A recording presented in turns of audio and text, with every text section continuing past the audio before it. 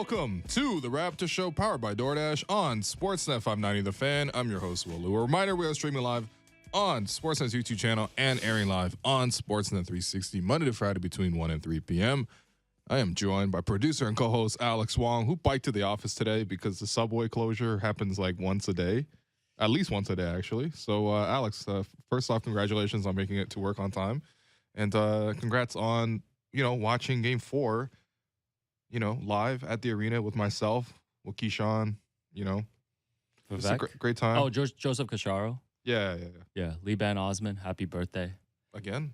Yeah, no, so excited to be in here today to talk to you about the Raptors. The season is still ongoing. A quick question for you.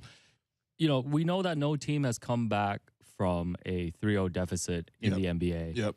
Would you trade never watching the Raptors again or covering them in exchange for them coming back in this series to win in 7? What? Yeah. What kind of question is that? Oh, I just want to know because all hands are on deck. Like, how much are you willing to put on the line for the Raptors to come back? How much do you actually care about the Raptors? No, I mean, come on, man. Okay. No, I just wanted to know where you stand. It's all good. This is just one series, ultimately. No, listen, Game 4 was sensational. The energy in the building was, I got to say, a little nervous.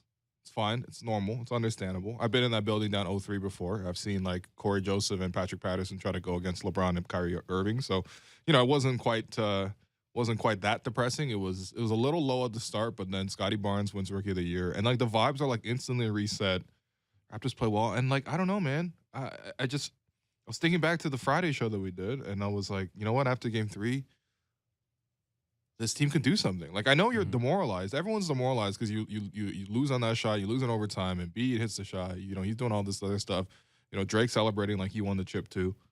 And it's like, damn, this is tough. We're not going to come back from this. But like I said, I was like, the Raptors played way better in Game 3. The game plan is like most of the way there. They're starting to actually execute it, and now you can compete. There's no guarantee you come back. There's probably, again, you'd have to really make history if you do come back. But you can compete. It's just the Sixers. And that's what the Raptors showed in Game 4. It was just the Sixers. They outplayed them the whole game. I thought, honestly, the Raptors, if they could just hit wide open threes, they were like 8 of 34 from 3, right? If they remember even early in the quarter, it was like guys were missing layups. Remember Fred had the ball, loose ball, chasing it down, fast break, and then it just squirts out of his hands. Like, when do you ever see that from Fred? Yeah, won't see that tonight. Fred is out with a hip flexor strain. We'll get more into the Game 5 preview later on, and we'll talk about Scotty Barnes winning Rookie of the Year. We've got Louis Zatzman from Raptors Republic joining us in the second hour. First team all Raptors Twitter nerd. Yeah. So you two can just nerd out, and I can take an on-air break. But yeah, I'm with you. Thinking about it. Monday, this guy wants to take a break. Come on, man. Have some shame, please. Oh, all these jokes are becoming true now. But yeah. I was thinking about this too. You take it one game at a time, blah, blah, blah, all the cliches. But you look at the way that this series is playing out. The Raptors clearly are playing a lot better now. Yes. Compared to the first 2 games in Philadelphia. I think both games 3 and 4 was really reflective of what we all expected to see in this series. And I'm totally with you, with or without Fred, or even without Scottie in Game 3, like, this is a pretty even matchup if you're just looking at it game to game now. And, the difficulty is, number one, they're down 3-1. Number two, I think there's going to be 2 desperate teams tonight. I think Philadelphia is going to be pretty desperate too, given Joel Embiid's injury status, given the fact that they want to end this series as soon as possible so they can get some rest before they play probably Miami in the second round. And I don't think the Sixers want to come back to Toronto for a Game 6. And they definitely don't want to be staring down at a potential Game 7 this weekend after blowing a 3-0 lead. So the Raptors are going to have to withstand a couple runs from the Sixers. Joel Embiid's already talked about playing more physical for this game. So I think the first quarter is going to tell us a lot tonight. And the Raptors have been one of the best road teams this season. And they're going to have to come up with a huge performance tonight. Yeah, no, absolutely. But again, it's funny how much like one game can change things. Like, you know what I'm saying? Like, you win that Game 4, all of a sudden you look at things so much more optimistically. Like, that's what I was saying after Game 3. I was like, look, you can do this. And the Raptors once again executed the game plan. Their defense was very strong. held the Sixers to 102 points. James Harden, 5 of 17 shooting. Joel Embiid scored as he always does, gets the free throw line as he always does. But you started to see like some unraveling from him. And that's my thing that I wanted to ask you is just like, look, with Joel, do you not really get the sense that like, okay, when things are going great, they're going really great. He's celebrating. He's he's yelling into the crowd. He's doing the airplane. Like like when things are good for Joel, they're really good. But when things go bad, do you see that sense of composure from him? Because we're seeing him now in 2 playoff series now, 2019 and now this year. And I was a little surprised. You would think holding a 3-0 series lead and afterwards a 3-1 series lead that he wouldn't be as I don't know, bothered as he was. So let me get your thoughts on Joel Embiid's antics. Yeah, name me another superstar who would be up 3-0 in the first round, lose a game 4, which by all accounts right now doesn't really mean much because no team has blown a 3-0 lead. Sure. The Raptors get a win in game 4. They play for pride, all of that stuff. It's a 3-1 series now. The Sixers still have 2 of the next 3 games at home. Name me another superstar player in the fourth quarter as they're trailing, about to lose their first game of the series, who would do the things that he did, like shove Pascal Siakam after he was clearly crossing half court to call a timeout. I know you compared it. It's like a miniature version of the one time when Patrick Beverley hurt Russell Westbrook. This wasn't the same. Well, he didn't dive for his knees, which is, thankfully. But the intent was there to do something after the whistle. And then pick up and then I think he got into it with OG later on, and OG picked up a technical, and then everybody saw as he was walking off the court, he was clapping towards the refs, giving them these slow claps. Showing them up. Yeah, and then he obviously talked about it after the game as well. Like, name me another star player who would do this in the first round. That's what I'm saying. Like, I just couldn't understand why he was so pressed. Like, you also just hit the game winner in game 3. Yeah. You were just coming off a game-winning MVP performance. Your team did not play well in game 4. You just go home and take care of the series. And maybe they will tonight. But yes, we were talking about the front-running mentality of this Sixers team, and we saw a little bit of it. That's why I really want the Raptors to get the win tonight, because if you get the win tonight, then the pressure's really on. Yeah, and I'm just really curious to see how that team in particular responds to pressure. That's all I'm trying to say is, like, look, realistically, this should be a scenario where it's 2-2 and you could really feel good about how things are going. Obviously, you have no margin of error left, but I like the way they were getting into Joel. And when you think about the Sixers on that side, so, they're starting to get banged up as well. Starting with Joel's, finger, which as we're not going to disclose what I said 86 times in the booth, but you can maybe guess. Yeah, we definitely won't. Yeah, Joel Embiid will require surgery on his ligament tear in his right thumb. But he's going to play through it, right? But he's going to play through. He's going to wait till after the Sixers season. I think people have mentioned, a lot of physicality in this series, isn't that? I think Jaylen Brown had a similar injury, I want to say last season, and he opted for surgery and ended up not playing. So you can clearly see it's bothering him. To what extent that it's bothering him, I don't know. I mean, he's still hitting like tons of jumpers. He's still hitting free throws, like all that's there. But you can tell, like, so for people watching at home, you can see it, like, even when he's getting helped off the floor, because he's going to fall 86 times a game, right? It's the new Dwayne Wade commercial. Remember, fall down 7 times, get up 8. It's actually fall down 70 times, get up 71 times. Anyway, with Joe, so he's going to fall down a ton, right? And when you see when the teammates come over to help him up, he's specifically not letting them touch his right hand and using his left hand to pull him up. You can even see him when he's on the bench, and this is something when we're in the arena, he's always shaking it. He's always playing with it. He's always icing it, which obviously that's what you're supposed to be doing, is icing it. But, like, you could tell it's bothering him when you could see like little moments where he is either on shot contests, on loose balls, on when you dive for a ball. Like, the thing with Embiid, he's so involved both ends, right? He has the ball all the time offensively, and he's so involved defensively. It's going to keep happening. He's going to keep getting shaken up about it.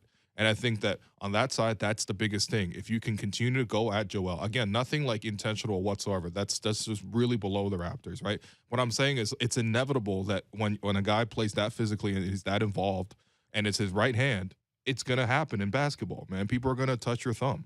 And so the more the series goes, I really want to see how his effectiveness is affected by it. Quite frankly, game 4 was his least effective game, We'll see how he responds to all that. You could still play really dominant basketball without necessarily shooting the ball that great. And we can see, like, for example, game 2, I thought Embiid did a really good job of physical basketball, cutting into spaces, bumping guys out of position, rolling hard. And no matter, the guy could have no right thumb and people would still foul him, right? So he could still impact the game. But I think the longer the series goes, like, you're really, really starting to see some cracks there. You saw Tobias Harris towards the end of game 5. Remember that play where he, like, slapped up Pascal Siakam 3 times, then ran across and grabbed his arm on a fadeaway jumper and then complained about the foul call. And he sat down for a while there because he banged his left knee. And he was shaken up a little bit. I thought Tyrese Maxey fell over a few times and was holding his wrist a few times. So, listen, the more you go at this team, I think the attrition battle is going to favor the Raptors. And by the way, the attrition battle has not favored the Raptors because they literally lost Scottie in game 1 because Joel stepped on his foot. Again, accidentally. People play hard, just like how sometimes people might play hard against his hand. And, like, we're going to see a similar scenario. And we saw Gary, obviously, he was under the weather, not himself. Games 3 and 4, Gary has been awesome. And now Fred goes out, right? Fred picks up the hip flexor injury, and he rips his jersey. Like, the attrition battle has not favored the Raptors, but I think in the long run here, when you're starting to play the Sixers, they only really have 4 guys that they're beating you with. It's Joel, it's James Harden, it's Tobias Harris, and it's Tyrese Maxey. If they lose one guy, it's a lot different than the Raptors losing one guy. So I'm just saying, like, just keep playing hard, keep being physical with this team, and they're not going to like it. And you can already tell if you punch this team back in the, if you push back a little bit, that's how they responded. They objectively, they flipped out to the Raptors just outplaying them for a game. Yeah, it's so you mentioned we talked a little bit about Joel Embiid talking about the officiating, which has been a conversation that's gone on since the beginning of the series. Here's what he said post game when he was asked about the officiating. Well, I'm gonna take my own advice and not complain about fouls, but like I was doing at the end of the game, they did a great job. I admire the job that they did today. To me, it felt like they had one job, coming in here tonight, and they got it done. So congrats to them. Can I infer that the job was to make sure there's a game 5? I don't know, but you can. I really don't know what I'm talking about, but you can figure it out. Sure. But they did a great job.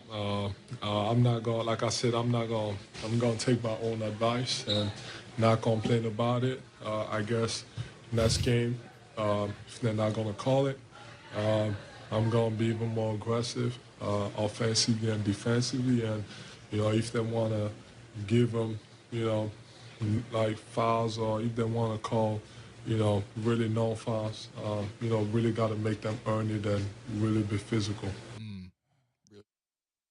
Well, he did complain about it, even though he said he didn't want to. But he said, but listen, this is the funny thing with, like, this is when he called out Nick Nurse and all that stuff, and I'm like, everyone plays this game, especially you guys. So, no, it's just really funny. Like, I genuinely don't find it, like, anything offensive. I don't take any exception to this. The NBA has fined him, by the way, $15K. And listen,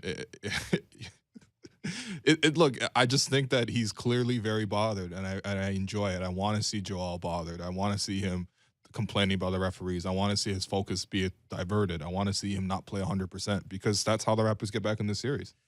Yeah, if he's complaining about the referees, if he's elsewhere, if he's falling over, if he's complaining about foul calls, it's good for the Raptors, man. Let's just keep playing basketball, man. Yeah, my thing is, if you're going to complain, I want to hear what the specific things you're actually upset about, because it sounds like he's just in general not happy with the physical play that's happening. Because, like, when Nick Nurse did his pregame complaint before game 2, a classic, calling out the refs before the game.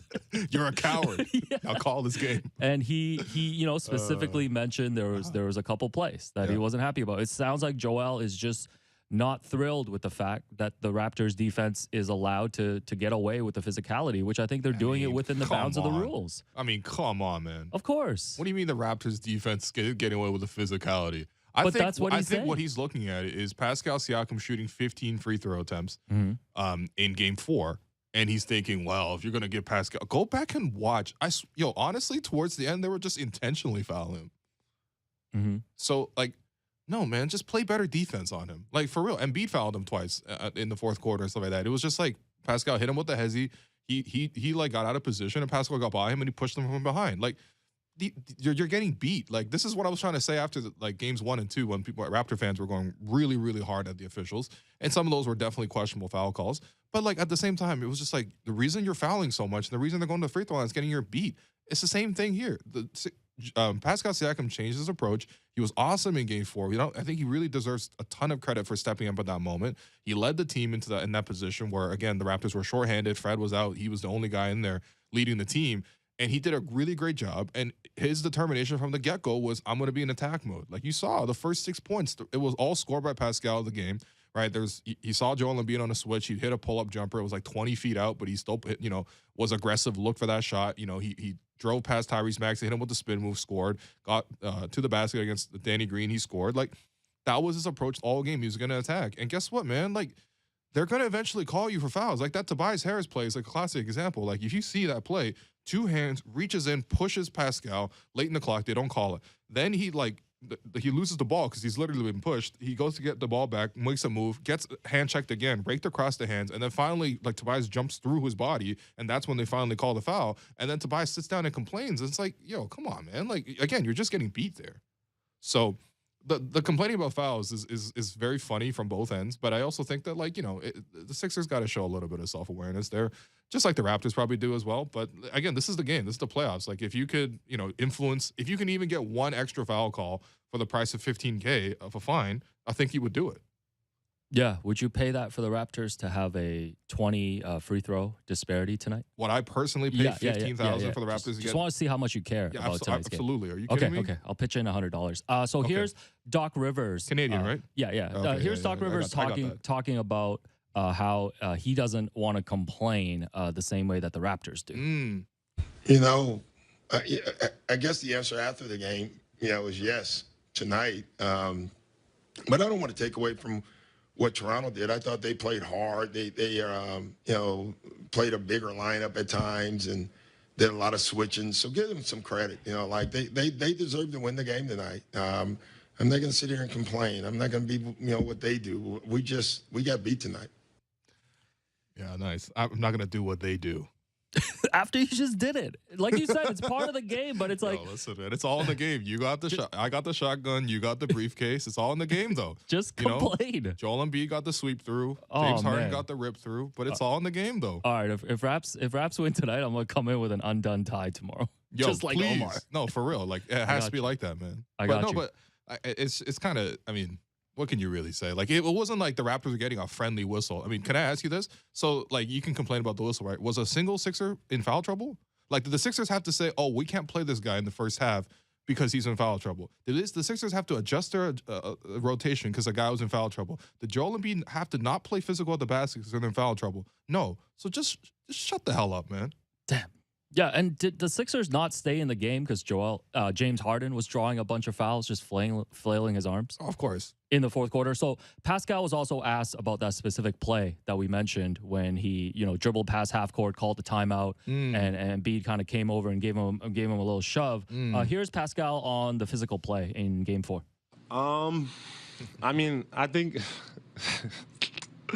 I think it's tricky, right? Like, I'm a competitor, man. Like, I love, just being competitive and fighting. This is the playoffs, man, the highest level for us. And I think I'm cool with all that. Like, the talking and all those stuff. Like, it's fine. I just don't want, just little dirty plays. Like, that's for me. I don't like that, right? Like, I think we just got to keep it basketball. Just go out there, compete, play hard at the highest level. Just no dirty plays and just like, but at the end of the day, it's all fake toughness though. So sorry. It is fake toughness though. You know why it's fake toughness? So Pascal called the timeout, right? Then Joel Embiid delivers the body check, and that's very smart from Joel because all you can get called for there is a tech, or maybe a flagrant. They weren't going to call flagrant. They called it a tech. You get one free throw off a tech. You actually tackle Pascal. You give him 2 free throws. It's a smart move by Pascal. A smart move by Joel, knowing when to deliver that body check. And listen, that was just completely unnecessary. But watching it, and I tweeted this in real time too. It was just like 2 minutes in the game before that, there was a sequence where It was super physical down low. You know, Joel tried to, you know, I mean, what can I say? He tried to exaggerate for a call against Pascal the first time. Hits the deck, doesn't really get the call in like just two guys running in transition. He's like falls over, right? Tries to get the call, doesn't get the call, picks himself back up. Then he's like shoving and pushing with Pascal. Again, guys are just, you know, Pascal's trying to stay on the inside, keep Pascal out of the lane. Then you got Gary coming in and pitching him on the same side. So it's a 2-on-1 in that scenario. Joel Embiid's kind of pushing. The shot goes up from I forget who. Joel ends up pushing Pascal and whatever, and like just playing physical basketball. Like I'm not even complaining. This is just straight up physical basketball, right? Joel ends up picking up the offensive rebound. He's a little bit deep in the paint, tries to go up, and then I think Precious came over with the help, and Pascal was also their contest. Joel falls over again. And then the next play down, because Joel is down, the Raptors go the other way, and that's when Niang delivered the hard, intentional foul on Precious Achiuwa, who, again, was running free because Joel had fallen over. Like, that's the kind of physical level of play that I really, really enjoy. And I think that's what everyone likes about playoff basketball. But, you know, I think that's where that whole thing began. Because 2 minutes later, the first time Pascal is able to go one-on-one against Joel does that to him. And look, listen, I think that's been one of my favorite things about this series is just, like, seeing this, like, simmering tension between Pascal and Joel. You know, you might think, well, you know, there are only two Cameroonian players in the league. Maybe there's a bond there. Sure, there is. I'm sure they probably, you know, have to overcome a lot of circumstances in the same way. You know, there's not exactly like a direct pipeline to the NBA from Cameroon. But, like, at the same time, when they play each other, you can tell they're annoyed at each other, man. And I think Pascal's especially annoyed at Joel. I just think that there's just things that when you play against them, when you compete against them, you can accept getting beat. You can accept him making that shot. It's a tremendous play. The hard thing, I think, for a lot of people to see is like a 300-pound man who's playing that physical all the time, falling over all the time at the slightest of contact and trying to play that game as well. It just feels like, just feels excessive. It feels physically impossible. Like it doesn't feel like the laws of momentum are conserved in that scenario. Yeah, well, you know, speaking of, you know, a player wearing number 21 dealing with a thumb injury, there was another one on the court on Saturday who did, you know, keep his composure, didn't complain about the refs. Mr. Everything Everywhere All at Once, Thad Young, came through. That's right. With that's right. a monster game. The Michelle Yeoh of the Raptors. Yeah, the only number 21 we acknowledge. This guy put googly eyes on and it That's was over. right. 13. Tom Gugliotta. Whoa, how'd you know that? 13 points. 5 rebounds, 5 assists, 3 steals, 1 block. And he also dropped the other 21, Joel Embiid, on a little crossover dribble that had the fans and the Raptors bench really excited. Bro, I couldn't believe that, man. Yeah, that was a moment. Imagine getting dropped off by Thad Young. You know what I'm saying? Yeah. The only time Thad Young dropped somebody off is probably his kids at like school at a kiss and ride zone, and he dropped Joel at the kiss and ride zone. He just said, "Here you go, have a nice day at work." Thad was literally asked about this after the game. When was the last time that he remembers crossing someone over? And his 2 kids were sitting there in the media room, and he pointed to one of them. He's probably one of those knuckleheads. So shouts to Thad Young, really stepped up in a must-win game. We need to get Magic Johnson on the phone because Thad really reminded me of Magic on Saturday. That's all I'm going to say. I saw a little Showtime in him. Oh, man. No, we saw a little Showtime. It was nice, man. I like that. No, but I think the thing that was even more impressive than the crossover, which, like, again, people slip or whatever. Like, it's fine, right? What was most impressive to me was the 3 dimes, man.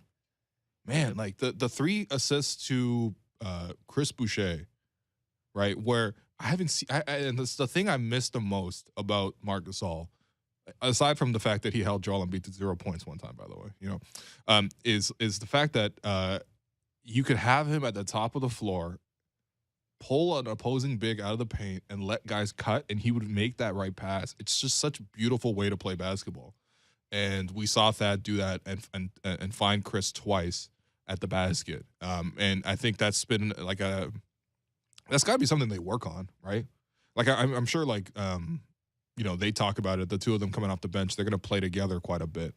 And it was a great bit of coordination. And then I think the third play, again, the Sixers had a man down because they fall over every time on offense. So the Raptors were getting out in transition, and they got the ball out, and Thad made the extra pass to Chris Boucher in the corner for 3 as well. I just thought that pairing worked really well off the bench. Salute to Chris, salute to Thad. And then, listen, those 2 guys are very important because the Sixers don't really have a difference maker off the bench. Like right now, their best guy off the bench at least in Toronto without Matisse, was Georges Niang.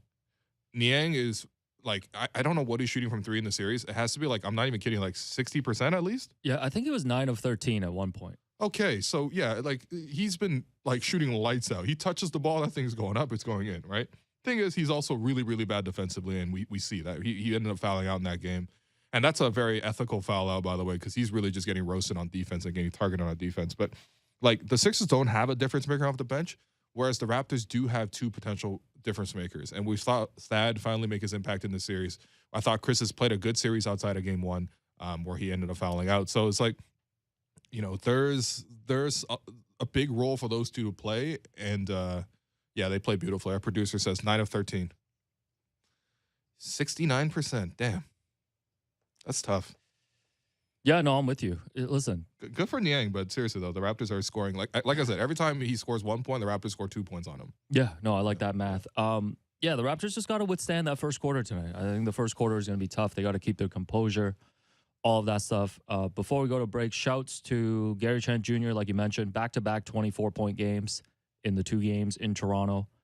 Feeling better, was rocking a Burberry puffer after, even though it was 20 degrees outside. Hey, man, listen. No, you know, if you're getting fits off, you don't dress for the weather. I was going to say, how many times do you wore the Arcturus coat to this It's show? a little man? cold in this studio, you know? We set the temperature ourselves. That's what they built those jackets for. And I do want to, you know, we should spend a couple minutes on Pascal Siakam because as much as we talk about his struggles in game 3, you know, we should also just, you know, show him some love for his bounce back game in game 4. Playoff career high, 34 points. Like you mentioned, he got to the free throw line 15 times. That's right. And this was one of the best games by a Raptor when facing elimination. You know, the only players who have scored more points in an elimination game than Pascal in franchise history are Kawhi Leonard, Vince Carter, and Kyle Lowry. Yep. With 35 points. Oh, man. Twice. I was going to say, I feel like I can remember all those instances, man. Yeah, you know? You could definitely remember all the Kyle games because you remember the Kyle 0 games and you remember the Kyle 35 games. Yeah. You can remember them all. Kyle, that's game 7, 2016, conference finals against, or conference semifinals against Miami. Yep. Kawhi, obviously, game 7. By the way, Kawhi in that game, didn't he shoot like 40 times? Like that? Nah, Kawhi was like, nah, if I'm going out, this is going to be the Kobe Kawhi's like, game, everybody looks shook except for Serge. Like, I'll just do this and then leave after we win the championship. Oh, God, I hate talking about Kawhi on the show. I just genuinely hate it. Me too.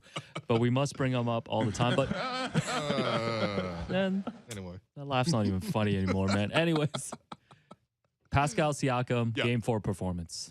Yeah, no, I loved it, man. I thought the approach was exactly what you needed to see from him. The way he was attacking relentlessly was awesome. I think Fred going out early in that game, obviously suffering the hip flexor injury, really put the ball into Pascal's court in the sense that, like, no one else is going to take it and go. It's going to be you. You're going to be the point guard. You're going to have it every time down.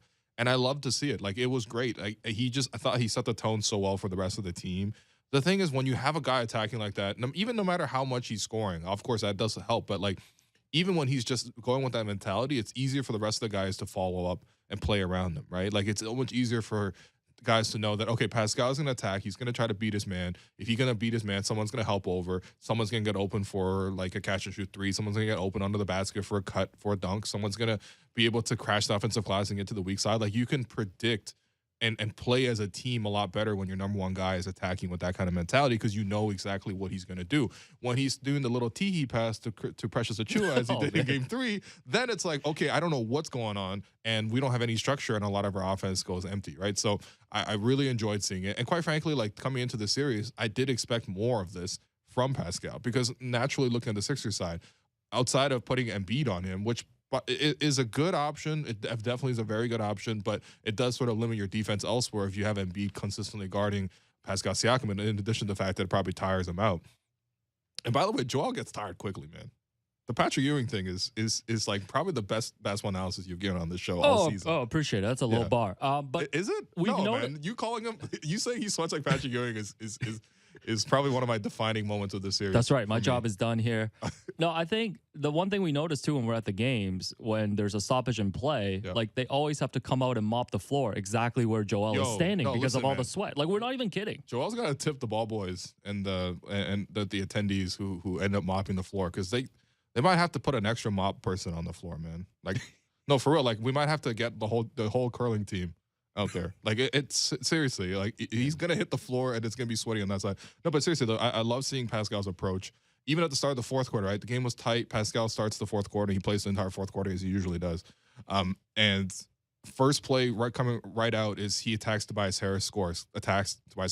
And it's just like the way he was getting to the free throw line, the way he was unbothered by the whole thing. His handle was there. He was aggressive. He was getting to the free throw line. He was making his free throws. Even in big moments, I thought, I mean, like, whatever, a banked in three is a banked in three, but it was a big moment in the game where the Sixers were making their push in the third quarter. Game 3, the Sixers were able to even the game because of the third quarter. They erased a 10-point deficit and got it down to 1 after the third.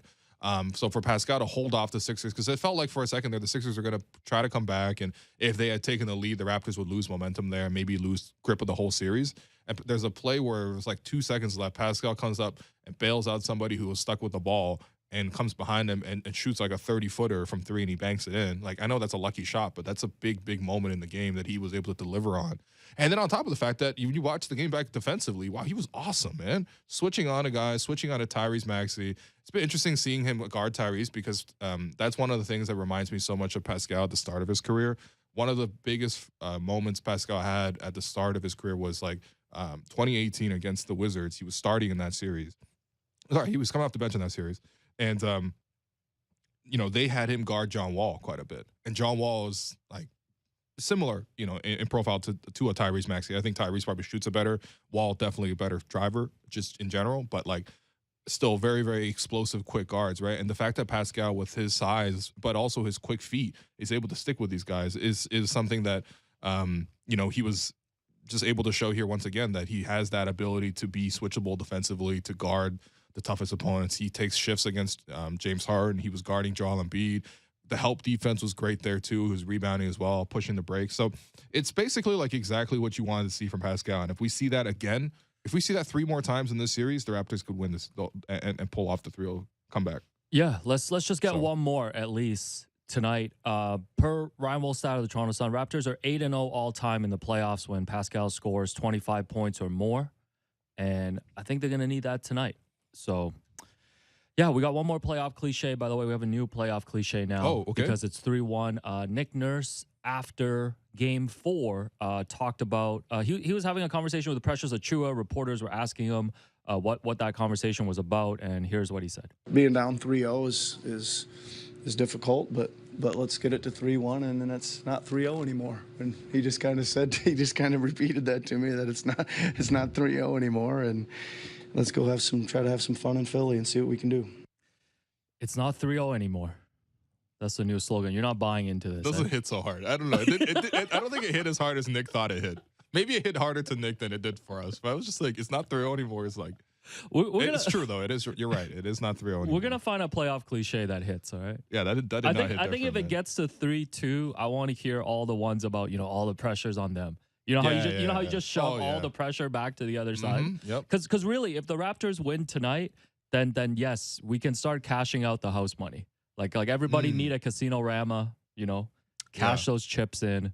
Because 3-2 with a Game 6 at home, I think small goals right now. I think that's all we're asking for. I want to see what this Philly team looks like. Yeah. If they're facing that pressure of having lost 2 games in a row, needing to close out on the road, so they have to avoid this Game 7. That's all I want. So yeah, again, like going back to the poker analogy, Raptors, Jack 10 suited, okay. Yeah, this is the longest hand ever. You go all in. It turns out the Sixers have pocket kings. Yep. Right. The flop comes. There's a king on the flop, and you're already committed at this point. But game 4 was essentially the turn comes, and all of a sudden you have 4 of the same suit. You're almost there at a flush. Right. And you have a flush and a straight draw. Sure. Yeah. Okay. Yeah. I would say we only have a flush draw right now. I would say maybe later on we have a straight draw. Okay. No, I'm just saying like it's starting to look a little better. It's starting to look a lot better. And again, I think the biggest thing is you show that you can beat them. You show that you can compete with them, and you just have to come out with the same game plan. There will be tweaks. I'm sure the Sixers will make adjustments too. I know Doc Rivers between games is a really good adjustment kind of coach, and we'll see what he does. And quite frankly, he's probably not going to let Pascal play the same way. Probably see a lot more zone. And we'll see how the Raptors anticipate and how they come back from that. Obviously, of course, you'll have Matisse Thybulle on that end as well because he has remained in Philadelphia. And so we'll see how that impacts the series. But at the same time, I feel a lot more confident now. And quite frankly, like it's like I've been saying this a few times. It's just the Sixers, man. Like you can beat them. Like there's it's not LeBronto. It's not like the Warriors of old. It's not like I don't even know. Like it's just they're just a good team. They're a good team. They're a good team. They shoot 50% from the field every game. They shoot 40% from three every game. They haven't even had a cold game yet. Every single game they're on, right? And the Raptors haven't had a scorching game from three. No, the Raptors shot I think their worst percentage from three in game 4 and they ended up winning that game. Yeah, 24%. Yeah. Definitely only 8 threes because there was no free fries to redeem in the McDonald's app yesterday. Yeah, that's tough. So, but yeah, so let's take the break. When we come back, let's talk about Scotty Barnes' return in game 4 and celebrate his Rookie of the Year win. Let's do it. I'm your host, Wolu. That's Alex Wong. You're listening to The Raptors Show, powered by DoorDash on Sportsnet 590, The Fan.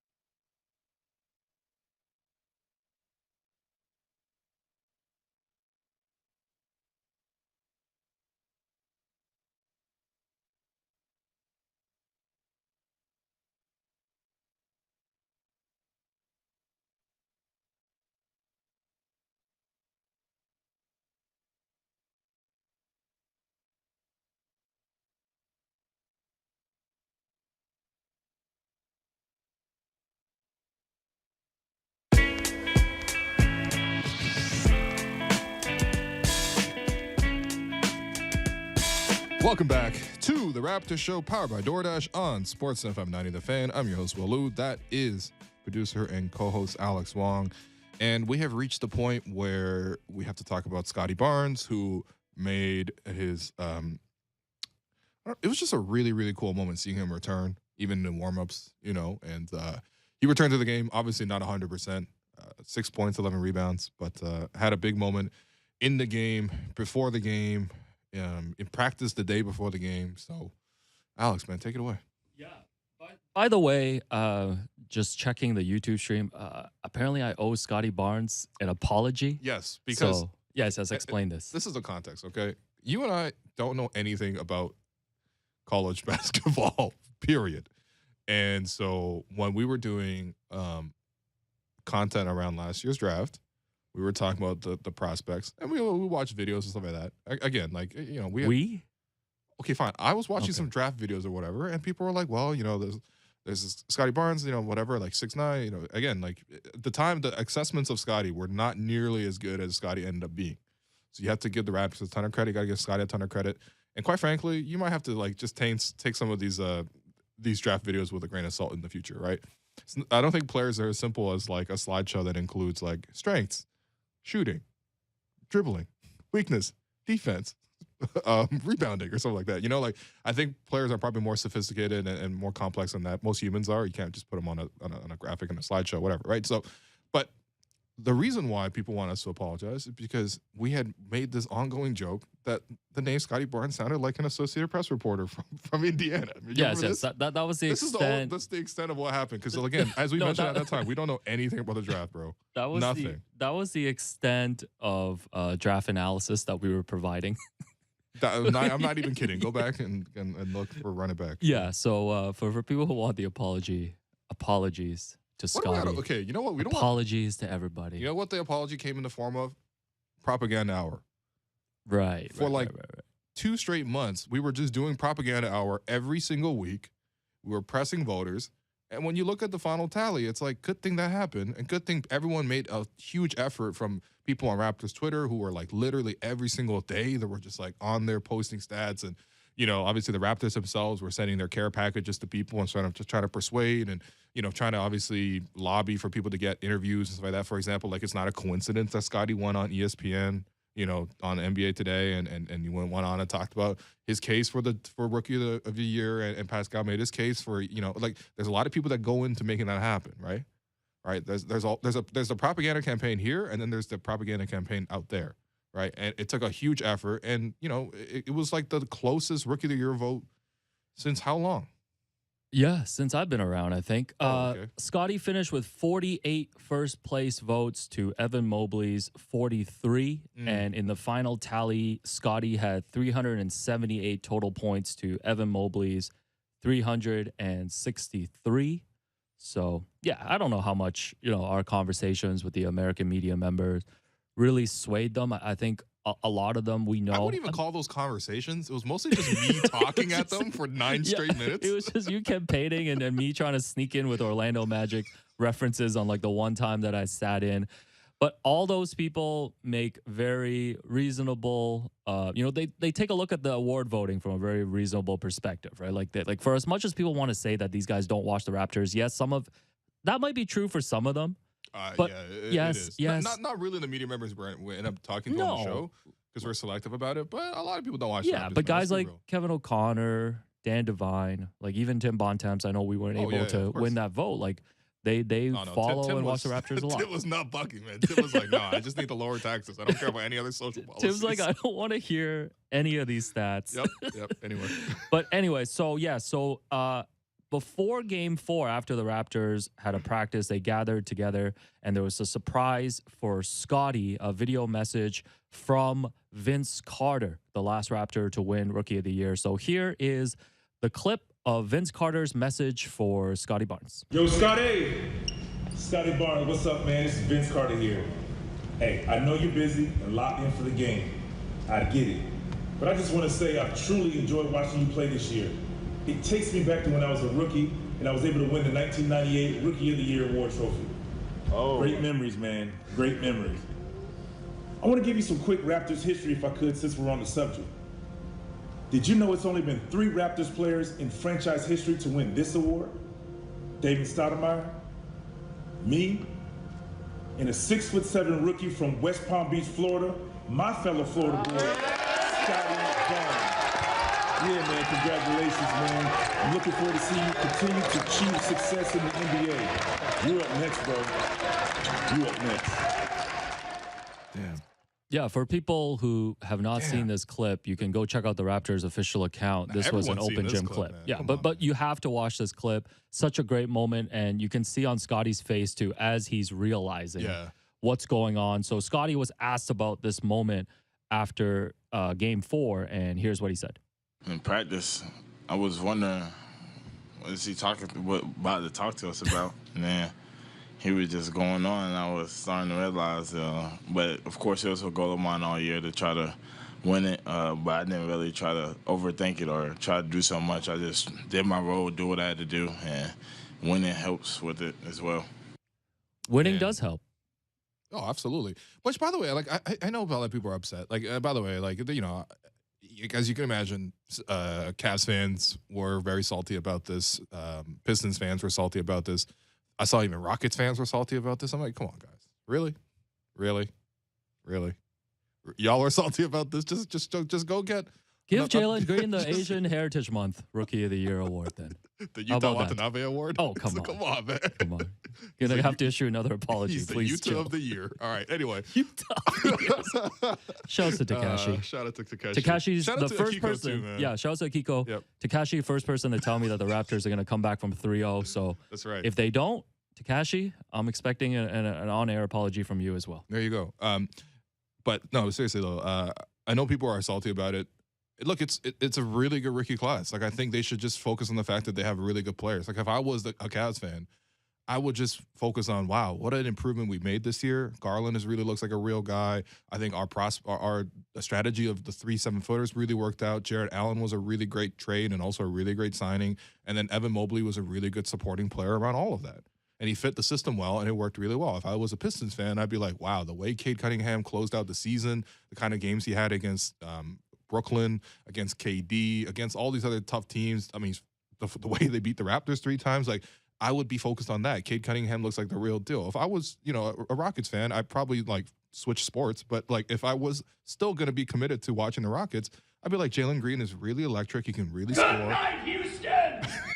Yeah, okay, that's what I'd be saying to basketball if I was a Rockets fan. But like, seriously though, like, I would be pretty happy with the fact that he looks like one of the most electric scorers in this league already as a rookie. I wouldn't be that mad about the fact that Scotty Barnes won Rookie of the Year, because guess what? Winning does matter.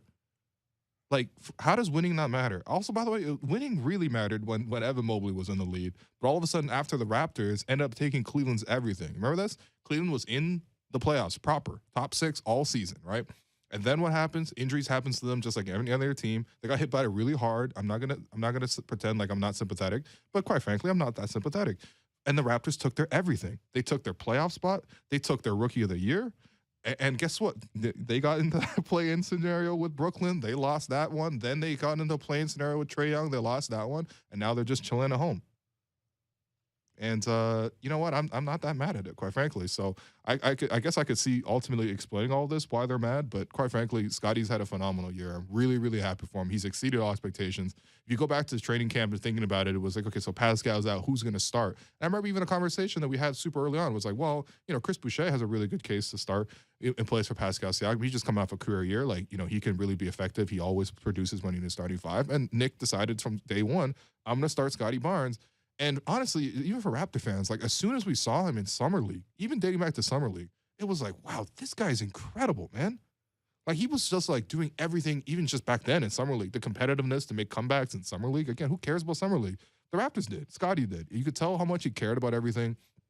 From day one, obviously, him coming to Toronto, and remember him and Delano had their incredible day in the city where, obviously, for Delano, he's been here a million times. He grew up here. But, like, you know, just seeing them across the city, going to Drake's house, you know, going with Cardinal Fischel to the Real Jerk, and the Raptors surprising him with all sorts of extravagant activities. I think it was his birthday, too. It was, yeah. Yeah, like, this whole season has really been about Scotty, and I'm so happy he got it at the end, man. He completely deserves it.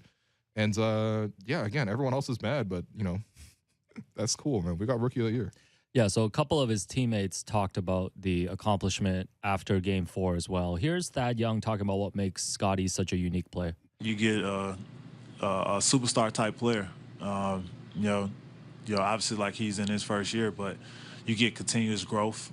You get different things that you're not used to seeing from individuals, that play this game. And he's, like I said, he's just a special player. He has a unique mindset. He has a unique thing about him that he brings to the game each and every day.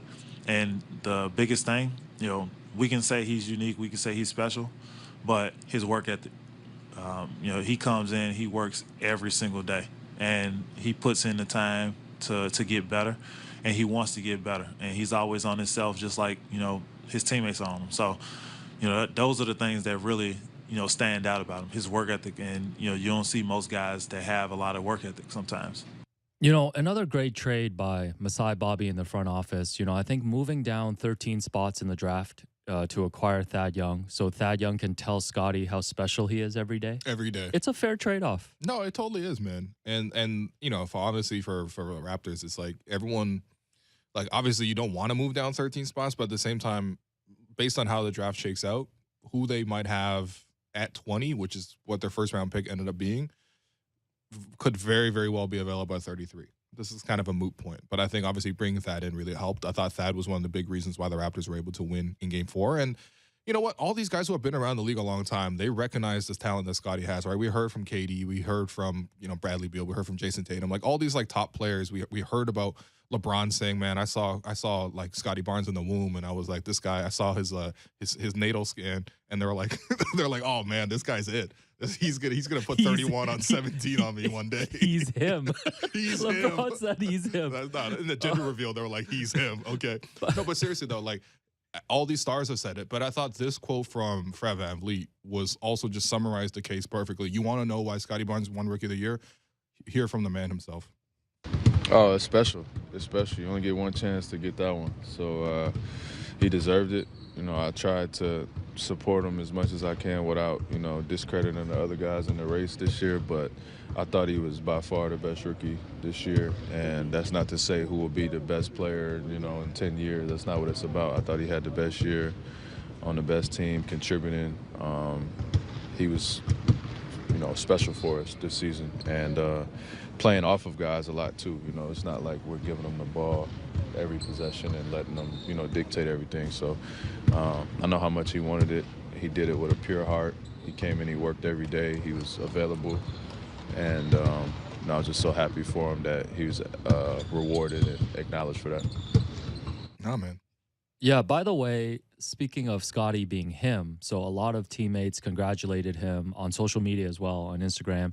David Johnson, the rookie that we know nothing about, posted in the comments and called Scotty Barnes him Duncan. That's pretty good. So, all right. So we're gonna prove that nickname. It's been a nickname drought, so we're gonna be calling. Yeah, so we're calling Scotty him Duncan from now on. So we're gonna prove that one. But yes, let's take this break. When we come back in the second hour, Louis Zatzman will join us, and we'll also, me and you, look ahead to Game 5 tonight. That's right. I'm your host, Will Lou. That's Alex Wong. You're listening to The Raptors Show, powered by DoorDash on Sportsnet 590, The Fan.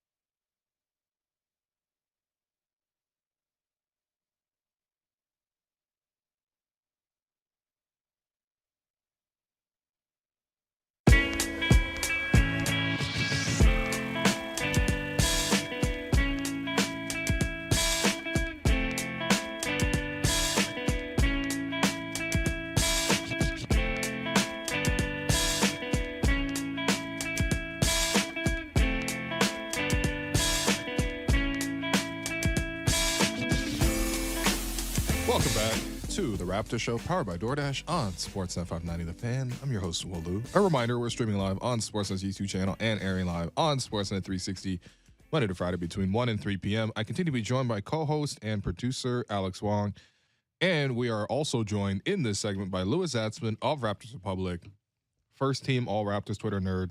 What's going on, Louis? Hey guys, always a pleasure. Thank you so much for having me. Why do we laugh at every single person from Raptors Republic who comes on? Last week it was Oren with the greeting, and Lewis is bringing the positive energy today. What's going on, Mr. Lewis? Not too much, just anxiously awaiting the game tonight. Yeah, no, likewise. I feel like our vibes are very high right now, but obviously if they lose game 5, then it'll be a very somber mood on the show tomorrow. However, we'll cross that bridge when we get to it. Lewis, actually, we were talking just before the break here about Scotty Barnes winning Rookie of the Year. And look, I know that this was a really good year and there was a lot of really talented players. A lot of different fan bases are fairly upset that Scotty ended up winning, and obviously the vote was quite close with Evan Mobley. What were your thoughts on the Rookie of the Year race? And I know you cover the Raptors and you're from here and this is your team and everything like that, but what did you make of Scotty Barnes winning Rookie of the Year? I thought it was, on one hand, super well deserved. He was incredible, just a phenomenal performance. But also all the other rookies, so good. Like, not only did he win, he beat one of the best rookie fields that I can really remember. Yeah, that's true. A lot of the coverage really devolved into criticizing the other guys. That's not, I think, worthwhile. Herb Jones, Cade Cunningham, Evan Mobley are all future stars, like really talented class. And at the same time, Scotty, I think, was pretty clearly the best rookie. And what a season. Just so impressed by everything I've seen from him as a person and a player, and could not be more congratulatory about his win. Yeah, you can tell like how much like people rally and gravitate towards him. Like that reaction from his teammates. First off, it was super cool of the Raptors or whoever came up with the idea for Vince to announce it to him is just like well done, because when you think through like the history of the Raptors and like Raptors culture and everything like that, like man, to say like I was Rookie of the Year and now you're Rookie of the Year as well. The Raptors have had 3 Rookie of the Years in like 25, 6, 7 years of existence. Like that's pretty impressive. Like we're basically guaranteed a Rookie of the Year every 10 years. Alex, I know you're the Raptor historian on this one. Let me ask you actually, how did Scotty's Rookie of the Year compare to Vince in his rookie year? Because I wasn't around for that one. Yeah, I think similar excitement. I think Vince Carter came through at a time when the franchise was really on a downturn. Like David Stoudemire had just been traded, I think the year before or somewhere close, and then wasn't really sure what the direction of the franchise was going. And that was back at the time when people were talking about, especially with the Vancouver Grizzlies moving on to Memphis, that, hey, like, is basketball really going to work here in Toronto? And that's why there's been so many documentaries made, like the Carter Effect, and everybody talks about, you know, his impact on the game here in Toronto that still lasts today. Like him coming through as a superstar player really put the Raptors on the map. I think, you know, not as much for Scotty because basketball is more established now and the Raptors are coming off a championship, but they were also turning a page with Kyle Lowry leaving this summer. And for Scotty to really step in and be this like beacon of optimism for this team, not just for this season, but moving forward, I think, you know, I think those are the similarities there. Lewis, I wanted to ask you too about Scotty. You know, we talk so much about all the things that he does on the floor. Like when you look back on his rookie season, what is the one aspect of his game that has you most excited about what's to come for Scotty Barnes? No, that you mentioned it with Kyle Lowry. There was a cultural hole on the roster. And of course, Fred VanVleet is, you know, such a natural leader on the court, off the court. He picked up a lot of what Kyle had left behind. But culturally, Kyle meant so much to this team. And I think that is where Scotty Barnes is most significant. What am I most excited for? It's so hard to say. He could be a point guard, Magic Johnson, right? He could be a wing who just scores over everyone, Scotty Pippen type guy. He could be a big who is the biggest, strongest guy in the league, Giannis Antetokounmpo. We have no way of knowing. But the way that he carries himself, always hugging everyone, smiling, laughing, the way he's a killer on the court, looking back constantly with every fast break he's ever had. Looking This back at guy, Kevin Durant, man, imagine this guy may laugh and smile 24 hours a day, Yeah. but when he's on the court, he wants to kill you in a way that we haven't really had beyond Kyle. And so I think he means more to this franchise than most we've had. And especially losing someone who means the most, it makes it a very serendipitous acquisition. Wow.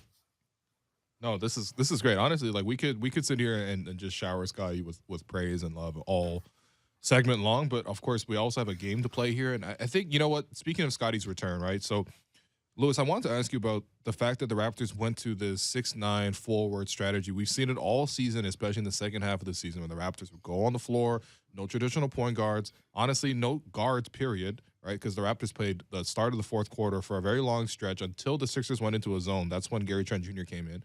But until that happened, the Raptors went with this all forwards lineup, and it worked really, really well against the Sixers. And I guess my first question is, like, why did it take so long for this to come out? And second of all, like, why is it so effective in this specific matchup? Yeah, really good questions. I think it took a long time because the Sixers are running a defense that is saying, please hit threes on us. Like they're begging the Raptors to shoot. And so the obvious solution is to hit threes. I mean, threes are one of the most efficient shots in the game. They've revolutionized basketball. You know, we're all up on the analytics fad of the 2010s. And so the Raptors' first solution was, let's get our shooters out there, right? When the Sixers first played zone in the series, Nick Nurse's counter was to get Fred VanVleet in the game immediately, right? The next dead ball. But this Sixers defense will not be broken by shooting, at least not the shooting that Toronto can put on the floor. What breaks it is attacking the rim, beating them at their own game. Someone has to challenge Joel Embiid at the rim. And you saw Pascal Siakam do that at the end of game 4 and draw a boatload of free throws. You saw Chris Boucher and Thad Young giving a huge boost off the bench because Boucher was cutting and Thad Young was hitting him. Rim points. Scotty Barnes is a guy who can attack from the outside, blow past that rotating defense and just cram it on Embiid's head. Shooting is what the Sixers want Toronto to do, but being tall, the 6'9" lineup, and just getting to the rim is what's going to beat the defense. Yeah, and I think, seeing that identity on both ends of the floor, right? Because the Raptors owning the paint is just not something that's going to happen too often in this series just because of the fact that Joel Embiid is so dominant. But whether you want to chalk it up to the fact that he has that, a sprained right thumb or anything like that, or like when the Raptors actually play the 5-6-9 guys at once, like I actually do feel like the Raptors now all of a sudden have that dominance in the paint, whether it's the pressure to get on the offensive glass, whether it's the ability to get on the break and finish at the rim instead of finishing with like a catch and shoot three in transition or something like that, or on defense, the amount of rim pressure they're able to bring against Joel Embiid coming over was tremendous. And honestly, like I think the other thing is just Fred not being available for the second half of that game, and obviously not playing game 5 here too. It's just like it kind of forces their hand too in a way. And I think, Lewis, I wanted to ask you about that, like the impact of not having Fred. Clearly, this version of Fred is very limited, but what are some of like the silver linings that his absence does introduce to this specific series? Yeah, so I'm glad you introduced it like that. I've heard so many people say, Fred is hurting the team being on the court with this injury. I disagree pretty heartily with that. Fred is so critical to this team, and not just what they do, but the way that the Sixers sort of game plan for this Toronto team. So silver linings, good way to put it. The silver linings would probably, most importantly, be just being bigger, exactly what we've already discussed. It is a way for the Raptors to sort of solve their forward glut because they have a lot of guys who can help the team on the bench. Precious Achiuwa defensively, Thad Young, his passing, his shooting from the corners, Chris Boucher getting to the rim, offensive rebounding. But when OG Anunoby and Pascal Siakam are both going to play over 40 minutes a game, how do you have those three bigs come off the bench and still play real minutes? And the answer is just play gigantic all game long. And so that might be Toronto's best identity in this series against this team. And so having those extra minutes to free up to play people who are 10 inches taller than Fred VanVleet might in some ways steer Toronto's identity towards fitting better against the Sixers. Yeah, I think again, like nobody is saying Fred in like. Well, not nobody. I know there are facetious conversations happening online all the time. This is, I guess, just what sports fandom is, and a lot of fandom is, quite frankly. But we know that this is like a very limited version of Fred. We also know that in some respects, this is a bit of a bad matchup for him as well, right? Because if you're talking about a guy who's on a bad knee and now on a bad hip, closing out against a guy as quick as Tyrese Maxey, like that's going to hurt you in some respects. Obviously, you also have the size on the floor, and James Harden's trying to hunt one-on-ones, and Tobias Harris is looking at the attack in the post. Like there are things to try to go at, and I think when you put the 6'9" guys out there, that's probably one of the most underrated parts of watching these games and how enjoyable it is. It's like seeing James Harden come down the floor and he's got OG on him and he's like, all right, let me get that screen. It's like, okay, I got Precious on me. Let me get that screen. I got Pascal on him. It's like, what did you do all the screening for? Like you're gonna get the same match every single time. And I think that's something that you don't get that element of like, okay, you have to compensate for this, or you have more length to sort of put against Maxey. And like, you know what? I think the thing to really focus on is the fact that the Raptors have won games against the Sixers this season without Fred on the floor. I mean, we saw in the 2 regular season games towards the end of the season, Fred was out, OG was out. The Raptors won both of those. Now, regular season, of course, you can't fully take it over, but you know, you saw a lot of those all 6'9" forward lineups against the Sixers and succeeding against the Sixers in those games of regular season. I think we're going to see more of it tonight. But if the Raptors do need another guard, though, Lewis, for tonight's game, and they have to extend the rotation, who do you think it'll be? I don't think they'll play another guard. Oh, okay. I mean, the Sixers can't pack the paint anymore. Fred had 12 3 attempts and a half this series. Okay. It's not like they are trying to stop the Raptors from shooting. And so if the Raptors say put Armani Brooks out there or Banton or Malachi Flynn, I mean, maybe one of those guys, Brooks most likely, hits 2 threes and the Sixers start closing out, running them off the line. But I think much more likely is the Sixers say, fine, that's your offense now. This guy can fire away semi-contested. And I think that's not what the Raptors want. They want Pascal to have the ball a lot more. And so if I were to play a guard, I would probably choose Brooks just because he's the biggest and has proven himself to be sort of the shootingest this season at least. But I probably wouldn't run a point guard at all. I'd ask Scottie to play point guard. I'd ask Gary to get some touches, Pascal, and just be big all the time. You don't think my guy Malachi Flynn's gonna get some minutes tonight?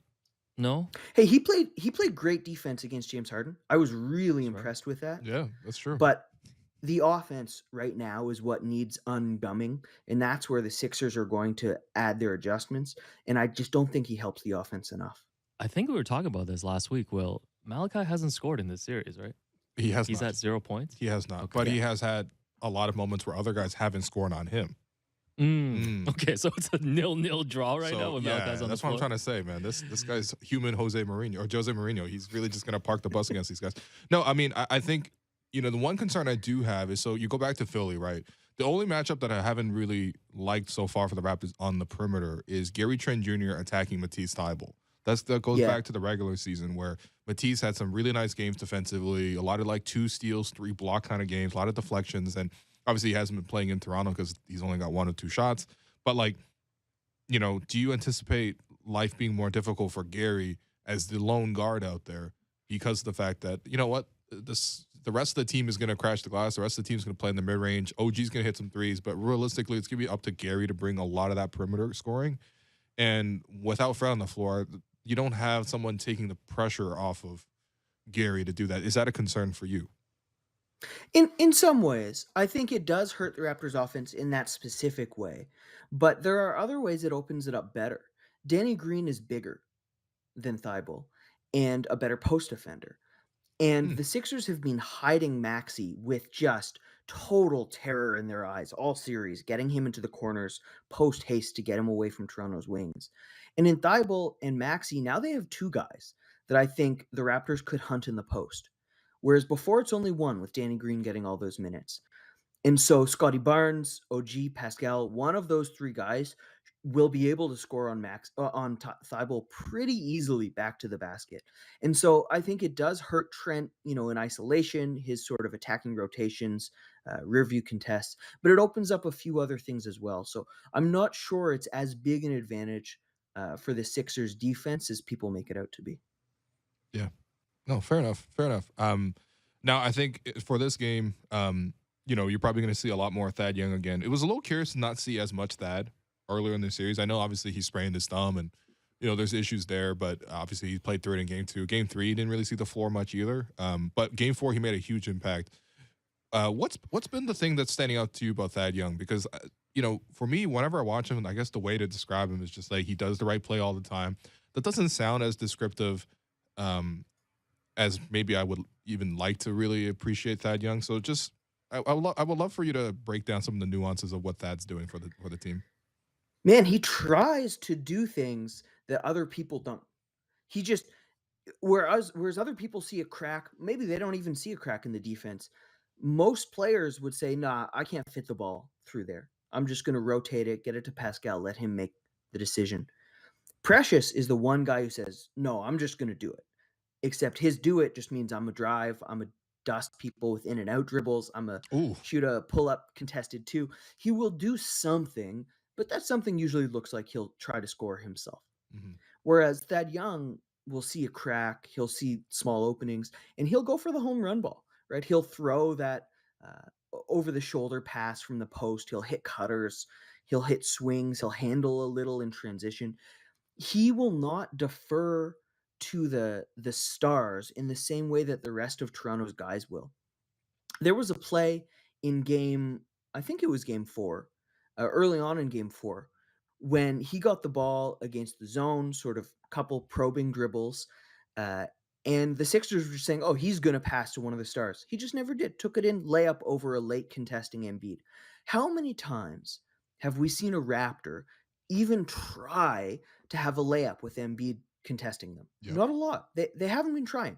Thad Young will try. So yes, he always does the right thing. He's smart, Ken Burch style guy, but he tries at least to hit, shots that aren't singles.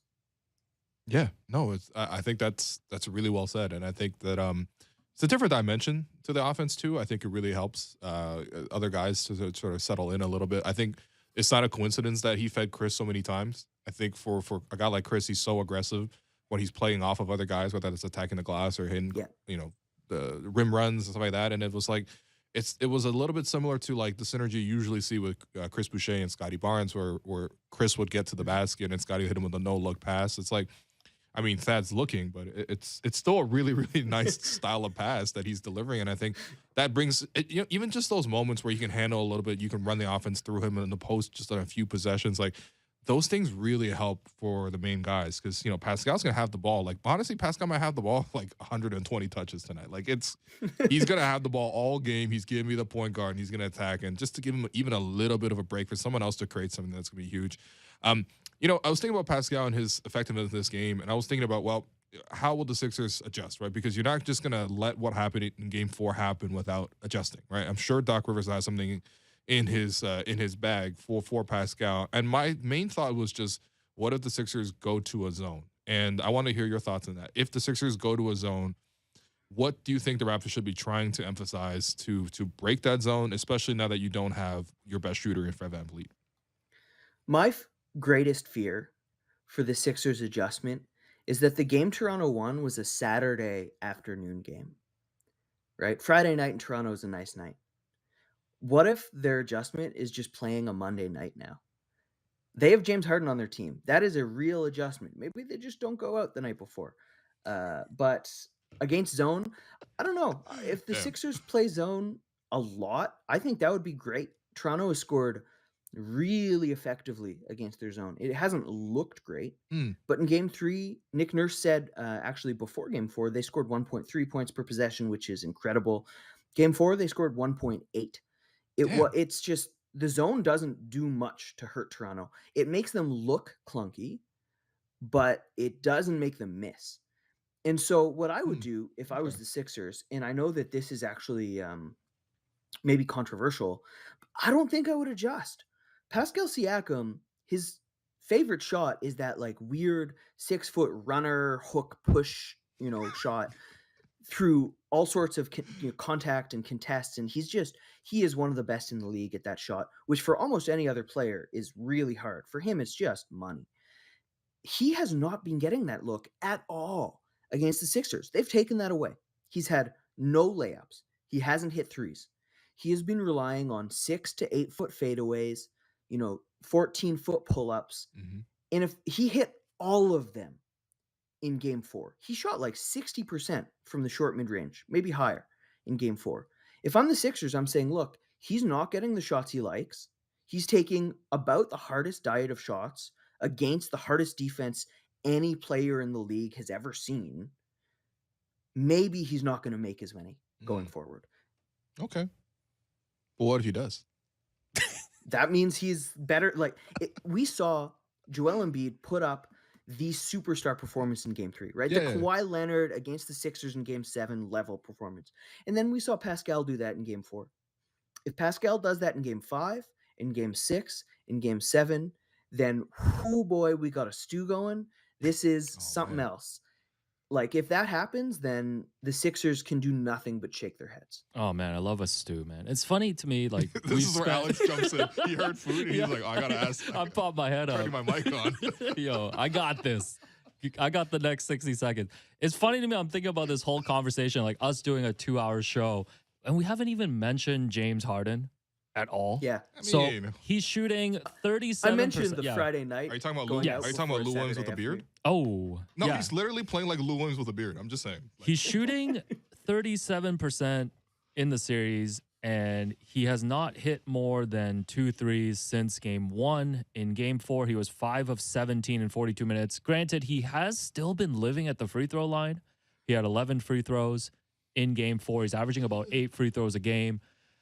But, I mean, this is clearly not the same James Harden. When you're looking at how the Raptors have defended him, Lewis, has it been anything that the Raptors are doing, or is it just we're just seeing James Harden in a different part of his career? The craziest part is they have been defending him less as the series has gone on. In the beginning of the series, they said James Harden's still a killer. We are going to shade everyone towards him. He just racked up assists, passing, just one pass away, boom, 3. Or one pass away, Maxey drives, boom, layup. And now they're paying that attention all to Embiid. They're saying he's the star. We're not going to open up cracks when Harden has the ball. And I mean, Will mentioned it right at the top of the show. He gets a switch and sees one guy. Oh no, I need another switch. Oh, I need a third one. It's just, there is no one that he is beating. In this series, he is shooting better from 3 than he is from 2. He is settling for step back 6-footers when he's guarded by one guy. If Pascal Siakam was guarded by one guy in this series, he'd be scoring 80 points a game. He's guarded by 4 every time he touches the ball. So yes, we've seen James Harden in a very different part of his career. And look, he's still a genius. He's an incredible passer, great at drawing free throws, contact. He's still a good finisher when he has a guy on his hip rather than in front of him. So he's still doing, good things, but he's not doing game-breaking things. Even when he scores 20 and 10, the Raptors can still win those games. And so I think the Raptors need to keep him in single coverage, trust that Precious, OG, Pascal, even Gary will be able to get stops against him, because elsewhere in Maxey, in Tobias Harris even, and in Embiid is where the Sixers are finding the meat of their offense, not with Harden right now.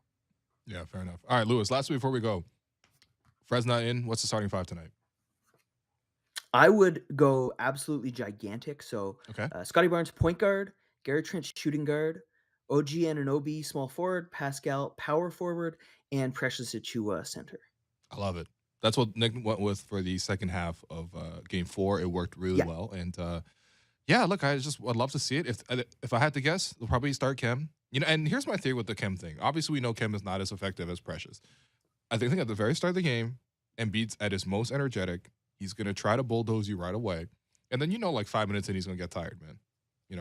I know a lack of endurance. I know a lack of endurance when I see it. So who's going to take on that first brunt of 5 minutes And I think that's what Kem's going to come in for. He's going to take the hits for 5 minutes, and then you're not going to see him for much of the rest of the game. Yeah, just hit that one flick shot.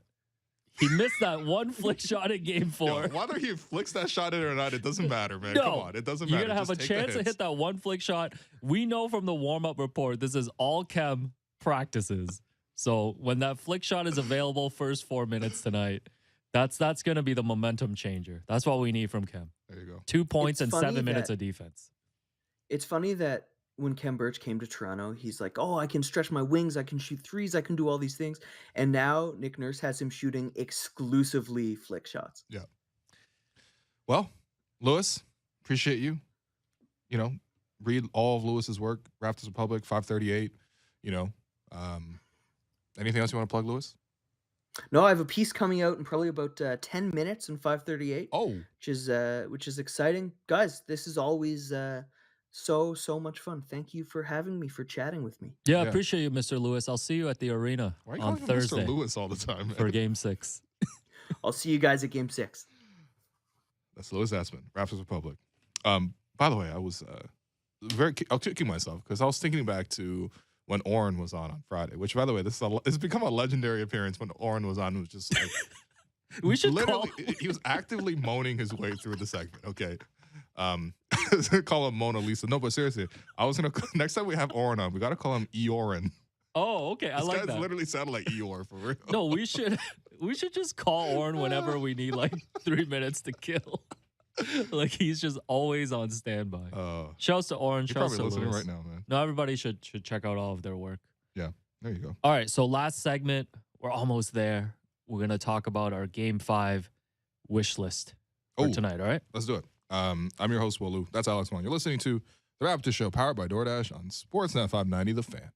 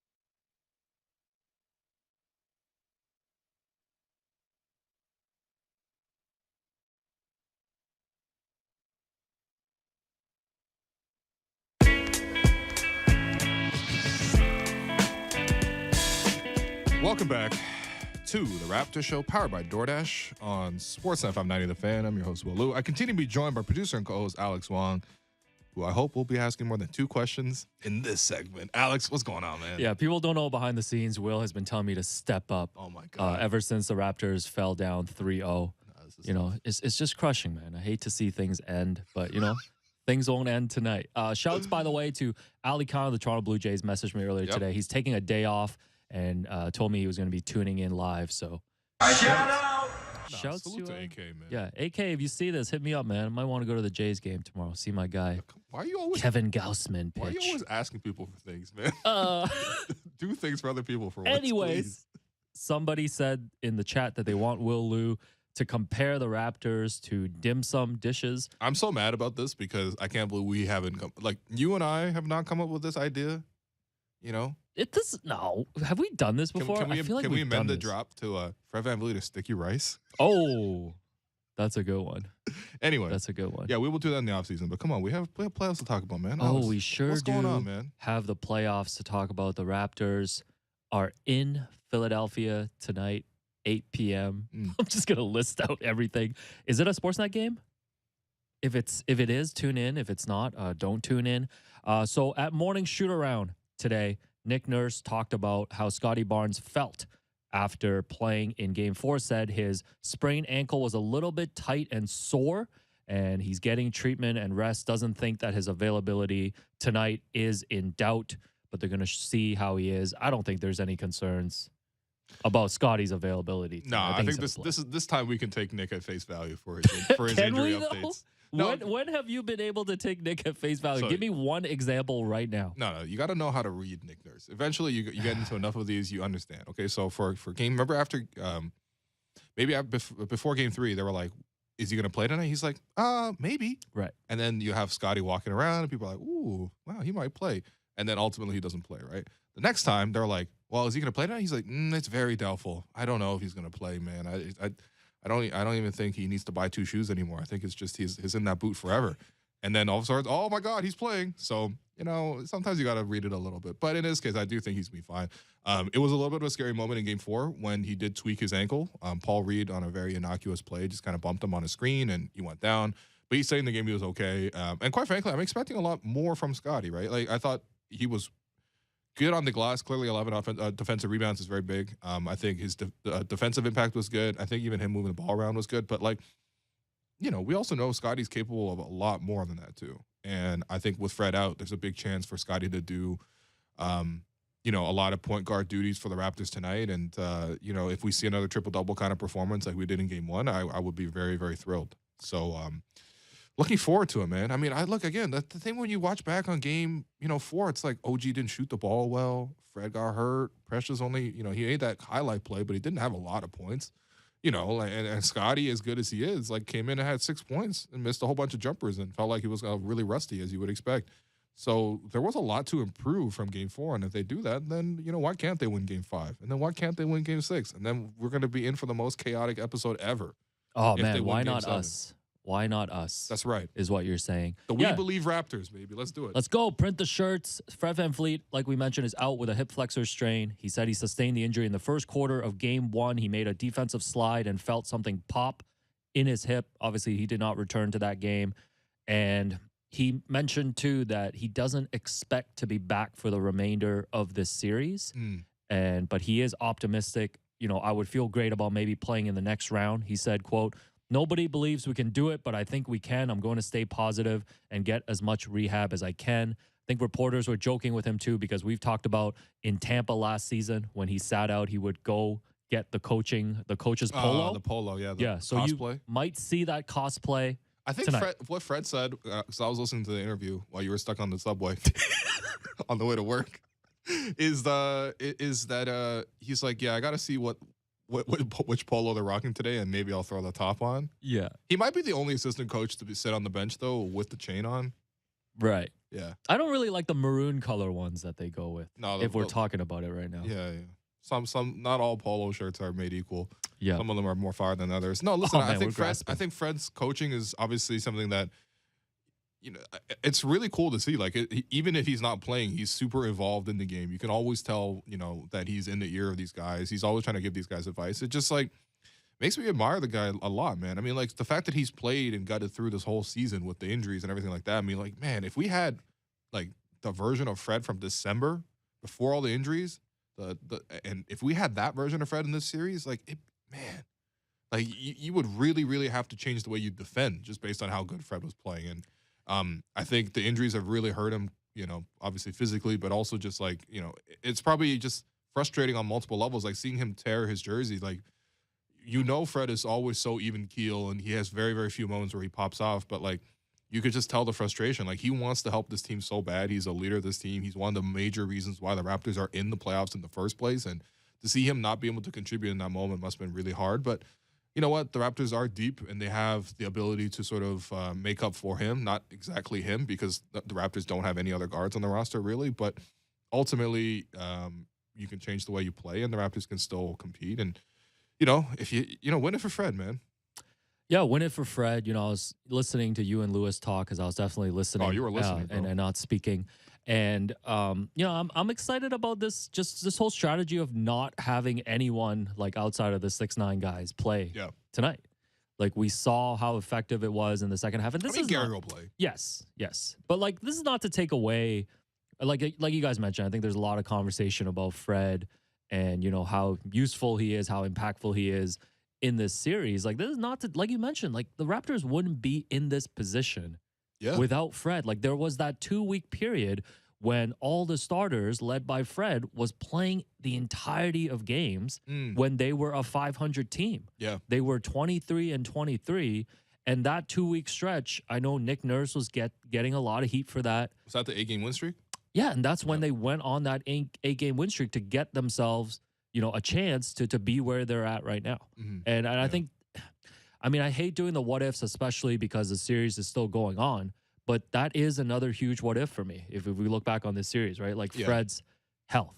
Well, I think in moving forward in future seasons, like you have to. It's very similar to what used to happen with Kyle. The same pattern would happen where Raptors would rely on Kyle. Kyle would obviously play as hard as he can. And they would gut out a ton of wins and they would win a lot of games at the start of the season. And then like Kyle would pick up an injury midway through the season and he wasn't as effective. Remember him in the playoffs with the elbow and like you could still see the scars on Kyle's elbow when you see him playing with the Heat. Like it's, that thing was really major. Like he got hurt in that 2017 season. Remember before the All-Star break. I don't know why he went golfing afterwards, but that's neither here nor there.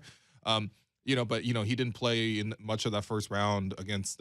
Well, I guess he did play against Milwaukee, but was not nearly 100%. Like I mentioned, he had a 4-point game, and then he didn't play the final 2 games against the Cavs when the Raptors got swept that first time in 2017. Like there's just like there's a pattern that goes into it, and eventually the Raptors kind of realized, okay, look, we have to like pace Kyle's season. We had to sort of let him play at his own rate and give him some capable backups. And that's ultimately one of the reasons why Fred got a lot of minutes was like, okay, we need somebody to come in and step up. The thing is now Fred needs his own Fred. Someone else who can actually buy him some time so he doesn't have to play 53 minutes, which he has at times this season. So, but you can't ever question his heart. You can't ever question his competitiveness. And again, if he was fully healthy in the series, like, man, Raptors might be up 3-1. The Raptors literally haven't had their fully healthy starting 5, like really at any point of this series. Yeah. Not for an entire full game. So game 5, wish list tonight. What is on your wish list? I want to know, what would be a good 3 stars for you tonight on the React Pod, Mr. React Pod? Who are the officials for tonight? No, I'm serious. That's my yet. number one wish for game 5. Okay. Is for them not to like cave and be cowards because Joel Embiid called us out in the media and now we got to give Joel all these calls and whatever. Like, no, my number one wish is just for a fairly officiated game. Whether the Raptors win or lose, I can accept it so long as the officiating is fair in a consistent manner. If they choose to call it tight in the early start of the game, call it tight throughout the game, call it tight on both ends. If they choose to call it loose and they choose to like let them play and let them be physical, let that happen on both ends of the floor. I don't want to see, Raptors Scotty Barnes has 3 fouls in 4 minutes, or Pascal Siakam has 2 fouls in the first 5 minutes. I don't want to see that kind of stuff. I want to see the players decide the game, not the officials. That's my number one wish, quite frankly. Yeah, I'm with you because I don't want to see 8 seconds in Pascal Siakam guarding James Harden and getting called for a foul, even though he's just playing defense straight up. Yeah. Like that, those type of calls really set the tone for these games. And you know, obviously referring to game one, I think for me, we know, you know, for all the talk about the officiating and the complaining, you know, Joel Embiid's a really competitive player, and I think he understands the stakes for tonight to be able to get his team past the first round and get himself some rest with the thumb injury. I think they're going to have to withstand a huge first quarter, just a huge first quarter push from the Sixers tonight. And whether, you know, the crowd is involved, the officiating, however that goes, you know, I just want to see the Raptors show that composure. Yeah. Because that's what you need to win a game like this on the road in the postseason. And I really think the Raptors can do it. And I think you've drilled this into my head for like the last 3-4 shows, is that these are just the Sixers. Like, to me, this is not an opponent that you can't beat. Now, can you beat them 4 in a row coming back from 3-0? Like, okay, that's a separate conversation. But can you get that win in Philadelphia tonight? Mm-hmm. It's a very doable assignment to me. Yeah. The officials tonight, by the way, Their John names Goble. are. Yeah, Yep. their names are John Goble, Global Ambassador. James yep. Williams, Yep. and Trey Maddox. Big Willie. Their yep. names are. Oh my God, what a drop. Do you have any scouting reports on those 3 guys? Global Ambassador has been. I'm gonna He's tell wrecked you the off game air. already. I'm gonna tell you off air. Oh, okay. What? What do you mean? How bad is it? I'm gonna tell you off air. No, but no, those are the officials for tonight's game. Okay. And listen, like, I think I don't want this conversation to always happen. I just want to see like a really balanced game. That's it. I don't mean balanced like, oh, both teams have the same amount of free throw calls. Like, that's not how free throws are decided. You decide how many free throws are shot based on how the defense happens. But allow the teams to play defense. Don't put people in foul trouble unnecessarily. And let's see the players decide the game. It's going to be very hard fought. It's going to be very competitive. It's probably going to be extremely close. And, you know, I don't want to see at the end of it that Joel Embiid's going over to clap the refs again. Or if they are, then, you know, that's probably a good thing, actually. So Yeah. maybe I do want to see that again, actually. My wish list is for Joel Embiid to go over and clap the refs again. Yeah, I want to see the Raptors just rise to whatever the physicality is going to be tonight, right? So I want to see the refs rise to the physicality, man. Let them play basketball. I'm so sick of this. You know, this is Eastern Conference, right? This ain't the West. This ain't Memphis versus, Minnesota, where the games are so chaotic for no reason. No team has any control over what happens. Everyone just takes dumb shots and does dumb fouls, and they score like 130 points. Like, I don't want to see Western Conference basketball. I want to see classic Eastern Conference, East Coast basketball. You want to see a slugfest. I want to see a slugfest, man. And I want to see the teams be able to have their players on the floor. I don't want to see Embiid in foul trouble unnecessarily. I don't want to see James Harden in foul trouble unnecessarily, just like I don't want to see how Fred and Scottie and all these guys in foul trouble unnecessarily. That's it. Yeah, next on my wish list for the Raptors to have just an out-of-body experience from the three-point line. Like you mentioned, 24% from 3 in Game 4. They haven't really had one of those outlier games so far. Why not us? Why not tonight? Why not tonight? Well, Fred's out. That's half your threes. Okay, that's tough. Okay, yeah, okay. Okay, maybe take this one back. No. But seriously, though, I think this will be a game where you do need some three-point shooting from Thad Young, who has been hitting those corner threes. Precious they keep Achiuwa. leaving him wide open, by the way. Like, yeah. Look, I know Thad shoots it, and it looks weird and funky or whatever, and the Scotty report says, you know, whatever, he's only shot 30-some-odd% in his career. You can't leave the man wide open in the corner all the time, man. Come on, like, have some respect. Guard the man, okay? Or maybe don't, actually. Keep leaving him open. But I need some threes from Chris. Precious Achiuwa hasn't really gotten going from 3 Maybe just a yet. little 7 threes from Gary Trent Jr. tonight. I love that. Because, listen, man, the Sixers have shot the 3 incredible every single game. I would just like the Raptors to shoot really well from 3 once in the series.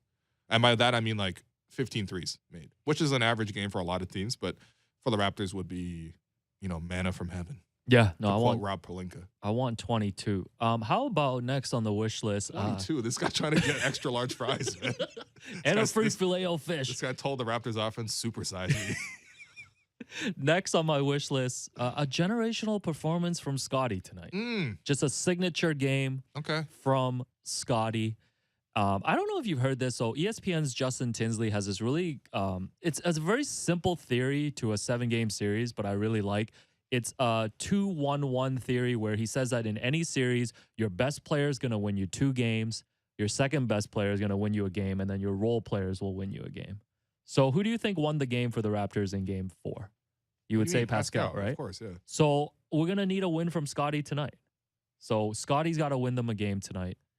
we'll see how the ankle is. I don't know. Are we placing too much? Are we asking too much? No. Of Scotty? No. Like he was. No, you can't be like, hey, this guy's special, and then not expect him to be Right. special. Like, yeah. Right. So let's have a special performance from Scotty Let's do tonight it. on the road. Let's do it. Hits the free throws at the end to put it away.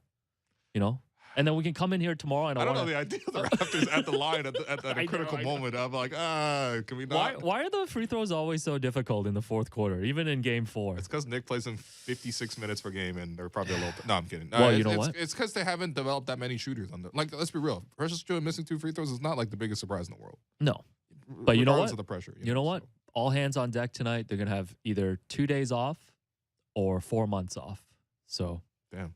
So which side of the game are you on? That's the question. Anyways, I'm trying to be objective here. Next on my wish list, Pascal Siakam, want him to have the same approach to Game 5 as he did in Game 4. Yeah, I think it's good to bounce back from your disappointing Game 3 and have a really good Game 4, but it can't just be one game.